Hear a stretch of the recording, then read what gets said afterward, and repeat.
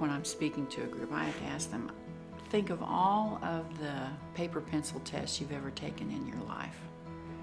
And by a show of hands, how many of those paper pencil tests do you believe paint a true picture of what you know and are able to do?